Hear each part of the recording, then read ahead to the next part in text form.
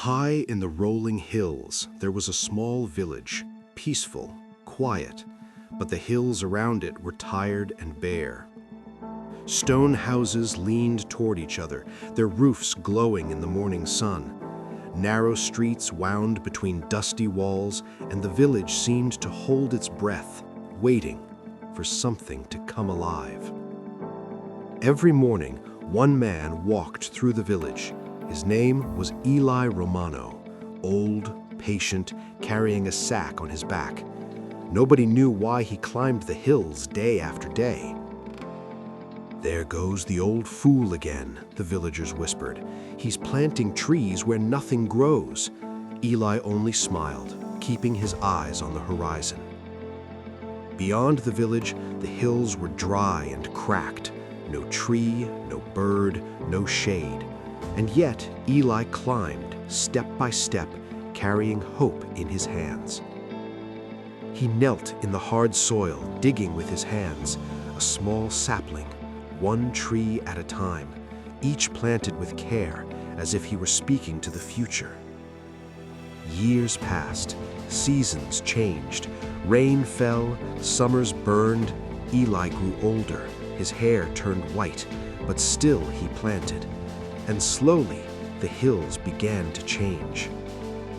One day, a young boy watched him from the village edge, curious, wondering why a man would work so hard for something he might never enjoy. "Why do you keep planting?" the boy asked. Eli paused, hands in the soil, and smiled.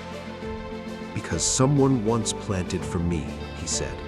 A memory of his own childhood, walking through green hills with an older man, learning that acts of love are meant to be passed on. The boy ran back to the village, still puzzled. Eli stayed, kneeling beside his young tree as the wind whispered through the hills. Years continued.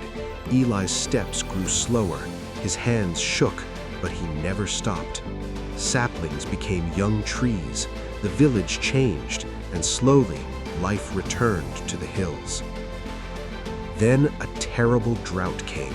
Wells dried, crops failed, villagers despaired. Some even left, thinking the village was doomed. On the hottest day, a little girl collapsed on the dry road beyond the village. Her father carried her, desperate, searching for anything that could save her. And then they saw it. Green, lush trees swaying gently, sunlight filtering through leaves, birds flying above.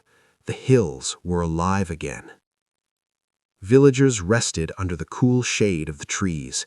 Children drank from small pools of water held by roots. Life had returned. Quiet relief filled their hearts. Faces widened with awe. Tears fell silently. They whispered his name, finally understanding what he had done, what he had built, not for himself, but for them, for the future. They went to his small stone house at the edge of the village. The door was open, curtains swaying in the golden sunset. Inside, they found him at peace. Eli lay on a simple bed, hands folded gently, a small note on the table beside him. No sadness, only peace. A life spent planting hope had come to rest. The note read, "I knew I would not live to rest in their shade, but I believed someone would."